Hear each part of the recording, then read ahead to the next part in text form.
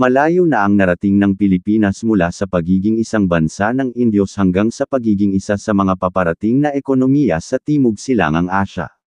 Sa katunayan, ang bansa ang may ika-4 na pinakamataas na GDP sa mga bansang kasapi ng ASEAN. Ang pagtukoy sa pinaka-advanced na lungsod sa Pilipinas ay maaaring magsilbing isang kapaki-pakinabang na benchmark para sa pag-unlad at pagpaplano ng urban. Sa pamamagitan ng paghahambing ng mga lungsod sa iba't ibang pamantayan tulad ng infrastructure, technology, sustainability, at quality of life, mas mauunawaan ng mga stakeholder ang mga lakas at hamon na kinakaharap ng bawat lungsod. Kaya narito ang 11 most advanced o pinaka-modern cities sa Pilipinas. Dahil sa mabuting pamamahala, ang lungsod na ito sa Mindanao ay isa sa pinakamagandang lugar na tirahan at bisitahin sa Pilipinas. Ang modernong tanawin nito ay nakakalat sa isang malawak na lugar ng mga mountains, rolling hills, at kapatagan. Ang Davao ay hindi lamang isa sa mga pinakamodernong lungsod sa Pilipinas, ito rin ang pinakamalaking lungsod sa mundo sa mga tuntunin ng lawak ng lupa. Ang Davao ay isang nature lover's paradise. Ang Mount Apo, ang pinakamataas na bundok sa Pilipinas, ay nakatayo sa ibabaw ng lungsod. Ang mga kagubatan nito ay tahanan ng mga kamangha-manghang nilalang tulad ng pambansang ibon, ang agila at ang monkey-eating eagle. Ang Davao ay sagana sa mga prutas tulad ng durian, mangosteen, marang, at pomelo. Ang Cagayan de Oro ay nagsisilbi rin bilang sentrong pangrehiyon at sentro ng negosyo ng Hilagang Mindanao, at bahagi ng lumalagong lugar ng Metropolitan Cagayan de Oro.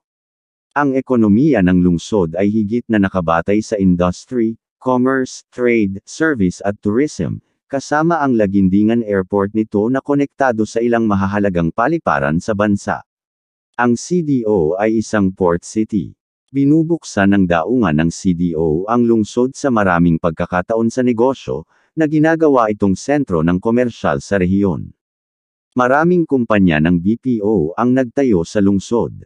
Ang mga hotel, restaurant at shopping center ay tumutugon sa lumalaking populasyon ng mga turista na patungo sa Camiguin at Siargao, bukod sa iba pang mga destinasyon. Ang Maynila ay ang sentro ng pamahalaan at ekonomiya ng Pilipinas. Isa rin ito sa mga sentro ng lungsod na may pinakamakapal na populasyon sa mundo. Ngunit ang lungsod ay nananatiling maganda at kawili-wiling lugar upang bisitahin. Nag-aalok ang ultramodernong lungsod na ito ng magandang kombinasyon ng makasaysayang, kultural, entertainment at shopping destination. Ang Rojas Boulevard ay isang sikat na waterfront promenade sa Manila. Ang boulevard, na tumatakbo sa baybay ng Manila Bay, ay kilala sa mga sunset at kahabaan ng mga puno ng niyog. Ang nahahati na daanan ay naging isang trademark ng turismo ng Pilipinas, na sikat sa yacht club, hotel, restaurant, komersyal na gusali at parke nito. Ang Alabang ay ang pangunahing distrito ng negosyo sa timog ng Metro Manila, tahanan ng PhilInvest Corporate City. Ang malalawak na bukirin sa Muntinlupa ay binuo ng PhilInvest. Ito ay humantong sa pagsilang ng isang progresibong distrito ng lungsod.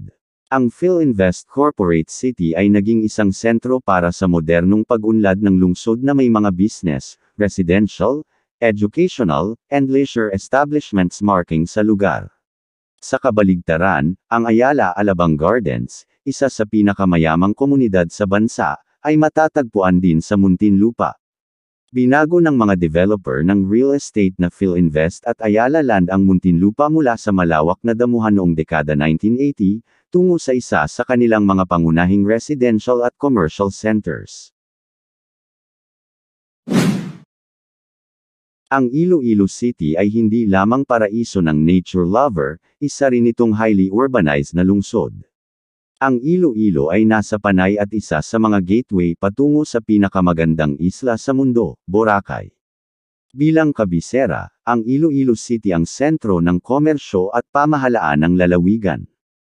Ang paliparan nito ay konektado sa mga pangunahing paliparan sa bansa, na ginagawa itong isang magandang lugar para sa paglalakbay sa kanlurang Visayas. Utang ng lungsod ang economic boom nito sa kahusayan ng lokal na pamahalaan at kooperasyon ng mga Ilonggo. Habang pinapanatili ang malakas nitong industriya ng pangingisda at turismo, binuksan din ng Iloilo ang mga pinto nito sa mga pagpapaunlad ng real estate, shopping center, medical center, at BPO centers. Ang Quezon City ay isang mataong urban center na tahanan ng modernong infrastruktura, makabuluhang makasaysayang landmark, prestihiyosong unibersidad, at mahuhusay na shopping center. Ito ang pinakamalaki at pinakamataong lungsod sa Metro Manila. Dito mo makikita ang tahanan ng pinakamalaking BPO sa bansa, ang Eastwood City na isang 18.5 hectare, o 46 na acre mixed-use development complex na matatagpuan sa Barangay Bagong Bayan. Inilunsad noong 1997, ito ang unang live workplay na komunidad ng Megaworld Corporation na nag-aalok ng kumpletong mga facilities, amenities, at establishments for living, working, playing, at shopping. Ang Araneta Center ay isang 35 hectare, 86 na acre transit-oriented, commercial mixed-use urban development sa Barangay Socorro sa Cubao. Matatagpuan sa loob ng complex ang mga pangunahing istruktura tulad ng Gateway Mall, Araneta Coliseum, New Frontier Theater, Ali Mall, Farmers Market, at Farmers Plaza. Ang Pasay ay tahanan ng ilang mga business district at world-class na shopping center. Dito makikita ang Bay City, kilala rin bilang Manila Bay Freeport Zone at Manila Bay Area, ang pangalan para sa reclamation area sa Manila Bay na matatagpuan sa kanluran ng Rojas Boulevard. Ang lugar ay nahahati sa pagitan ng mga lungsod ng Maynila at Pasay sa hilagang bahagi at Parañaque sa timog. Itinuring din ito bilang ang paparating na entertainment city, dahil ito ang tahanan ng mga nangungunang resort at casino sa bansa. Ipinagmamalaki din ng lugar ang ilang mga kapansin-pansing pag-unlad. Nandito rin ang Newport City na isang 25 hectare, o 62 acre township development na matatagpuan sa tabi ng Terminal 3, ng Ninoy Aquino International Airport.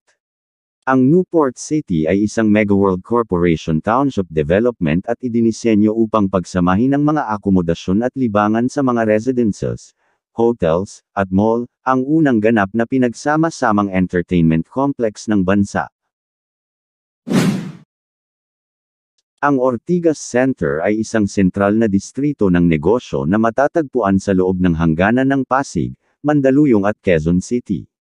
Sa lawak na mahigit 100 ektarya, ito ang pangalawang pinakamahalagang distrito ng negosyo sa Metro Manila pagkatapos ng Makati City.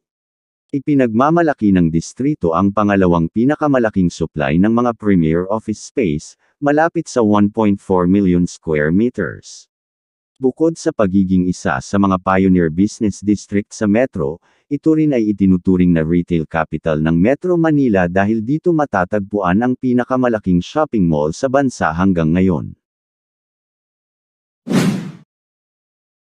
Ang Cebu Business Park ay isang 50 ektaryang master plan development sa Cebu City. Ang Cebu Holdings, isang affiliate ng Ayala Land, ay kasalukuyang responsable para sa pagpapaunlad ng Cebu Business Park. Pinagsasama ang business, residential, sports, recreation at leisure facility. Ang sentro ng business park ay ang 9 na ektaryang Ayala Center Cebu Shopping Mall, na nagtatala ng 60,000 mamimili araw-araw. Bilang isa sa mga pangunahing distrito ng negosyo at komersyal ng Cebu City, ang Cebu Business Park ay nagtataglay ng ilang kumpanya mula sa business process outsourcing hanggang sa mga industriya. Binansagan ng marami bilang New York of the Philippines, ang Makati ay naging sentro ng pananalapi ng Pilipinas sa loob ng mga dekada. Ang lungsod ay tahanan ng ilang mga embahada, na isinasaalang-alang ang multikultural na lokal na vibe. Ang Central Business District ng Makati ay gumaganap na humahawak ng mga multinational na kumpanya, mga nangungunang shopping hub, at entertainment center. Sa kabila ng pagiging isa sa mga pinakamodernong lungsod sa Pilipinas, ang Makati ay may ilang mga berdeng espasyo na nagbibigay ng pahinga mula sa urban jungle vibe. Ang Ayala Triangle Gardens ang sagot ng Makati sa Central Park ng New York, habang ang Salcedo at Washington Sisip Park ay nagtatampok ng mga artwork installation sa gitna ng matatayog na puno. Ang Bonifacio Global City ay ang pangunahing sentro ng negosyo ng Taguig at isa sa mabilis na umuunlad na mga distrito ng negosyo sa bansa. Binuo ng nangungunang developer ng bansa, ang Ayala Land. Ang Bonifacio Global City ay matatagpuan sa pagitan ng dalawang pangunahing highway na EDSA at C5 Road. Mula noon, ang BGC ay naging hub mula sa mga komersyal na pag-unlad, mga pangunahing residential property, sa mga entertainment establishment, museo, at parke. Ang mataong at mabilis na paglipat ng distrito ay binubuo ng pinakamalaking supply ng opisina sa Metro Manila, tahanan ng higit sa 2 milyong square meters ng prime at grade A na mga opisina ng gusali. Pabahay ang kakaibang timpla ng cosmopolitan at pop culture hub na nakakaakit sa kabataan, hinahasa ng BGC ang kapaligiran ng innovation, pakikipagtulungan, at pagkamalikhain.